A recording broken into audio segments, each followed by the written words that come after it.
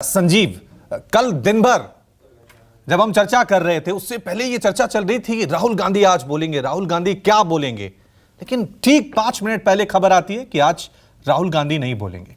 तो क्या ये माने कि एक क्रिकेट मैच की तरह कांग्रेस स्ट्रेटेजी बना रही है कि भाई ये वाला स्पिनर होगा तो हम ये वाले प्रवक्ता उतारेंगे, ये वाला पेसर होगा, ये वाली बाउंसर होगी तो ये आएंगे। तो राहुल गांधी को लेकर अविश्वास प्रस्ताव पे कांग्रेस की स्ट्रेटेजी क्या है? क्या आज उम्मीद करें कि राहुल गांधी बोलेंगे? और दूसरा, क्योंकि लगातार परिवारवाद, क्विट इंडिया, इसको लेकर सरकार हमलावर कर रही है, कांग्रेस के लिए कितनी बड़ी चुनौती है?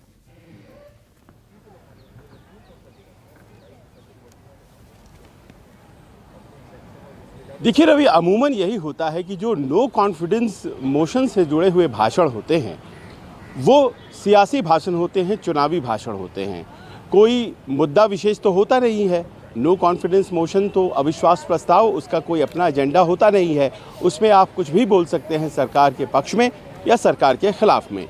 तो अपनी उसी आज़ादी का इस्तेमाल दोनों तरफ से किया जा रहा है। ख़ास तौर पर विपक्ष कोशिश ये कर रहा है कि मणिपुर के सवाल पर दबाया जाए सरकार को, और जैसा कि साथी गौरव ने बताया, बार बार बचने की कोशिश सत्ता पक्ष कर रहा है। मणिपुर के शब्द को भी बोलना उचित नहीं समझता है। जैसे निशिकांत दुबे लीड स्पीकर थे, उनके पूरे भाषण में मणिपुर शब्द आया ही नहीं। अब रहा सवाल कि राहुल गांधी के बोलने को लेकर के सस्पेंस क्यों है। देखिए, कल तक ये तय था कि राहुल गांधी ही ओपन करेंगे और वही डिबेट को शुरू करेंगे, इनिशिएट करेंगे। लेकिन जब वो पहुँचे सदन में तो आपको हम बताएं कि 11:50 हो रहे थे, उस वक्त वो आए और उन्होंने आते के साथ संभवतः गौरव गोगोई के लिए कहा, उन्होंने ही खुद कहा, और उसके बाद फिर ये हुआ कि गौरव गोगोई बोलेंगे। हालांकि थोड़ी सी चकचक भी आपने देखी होगी शुरुआत में हुई कि भाई स्पीकर क्यों बदल गए, पहले जो वक्ता थे वो क्यों नहीं बोलने जा रहे हैं। लेकिन मुझे ये लगता है उसके बाद जब हम लोगों ने इस पूरी स्टोरी को परसू किया तो हम लोगों ने पाया कि दरअसल राहुल गांधी ये चाहते हैं कि, और पूरी जो रणनीतिकारों की टीम है कांग्रेस की, वो चाहते हैं कि इसका जो मैक्सिमम इम्पैक्ट हो। पहली दफ़ा वो संसद में बोलेंगे, बाहर लौटने के बाद, कोर्ट से मिले इस आदेश के बाद लौटे हैं, तो जाहिर है कि सबसे ज़्यादा लोग सुनेंगे। अब देखिए, कल शाम ये बताया गया कि 5 बजे तक तो वो नहीं बोलेंगे। 6 बजे के आसपास स्मृति ईरानी को बोलना था, वो भी नहीं बोल पाई और 6 बजे सदन बंद हो गया। अब आज के बारे में ये है कि राजस्थान में वो बोलेंगे और उनके लिए संभव नहीं है कि राजस्थान से यहाँ चले आए, क्योंकि ये पहले से निर्धारित कार्यक्रम है और एक ही दिन में 2 जगहों पर बोलना ये भी रणनीतिकारों को उचित नहीं लगा।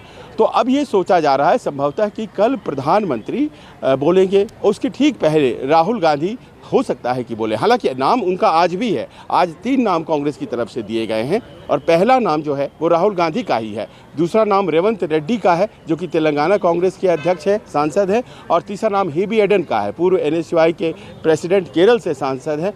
इन तीनों का नाम है, लेकिन आप जानते हैं कोई बाध्यता तो होती नहीं है, आखिर में नामों को बदल दिया जाता है। तो उम्मीद यही की जा रही है कि राहुल गांधी संभवतः कल ही बोलेंगे। आज राजस्थान के बांसवाड़ा में उनका भाषण है।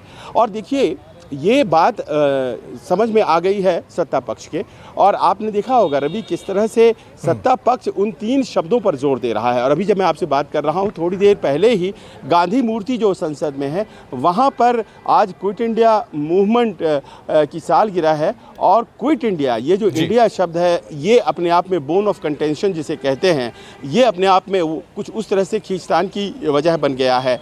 तो भ्रष्टाचारी क्विट करो, परिवारवादी क्विट करो, और इस तरह के शब्द तुष्टीकरण वाले क्विट करो। और प्रधानमंत्री का संदेश है कि केवल आप शब्द बोलिए और लोग समझ जाएंगे कि आपने भ्रष्टाचारी किसको कहा, तुष्टीकरण वाला किसको कहा, परिवारवादी किसको कहा। यही कहा गया है सांसदों को। तो अपने आप में एक पोजीशनिंग हो रही है। ये पोजीशनिंग जो कि आने वाले विधानसभा चुनाव के लिए है, ये पोजीशनिंग जो आने वाले लोकसभा चुनाव के लिए है, और सबों को इंतजार है कि इस पोजीशनिंग की जो चरम होती है, क्योंकि देखिए मणिपुर पर तो आज होम मिनिस्टर बोल के जवाब दे देंगे, लेकिन इसकी जो चरम होती है जिसमें राहुल गांधी बोलेंगे और प्रधानमंत्री बोलेंगे, वो कैसा होगा। जी ठीक।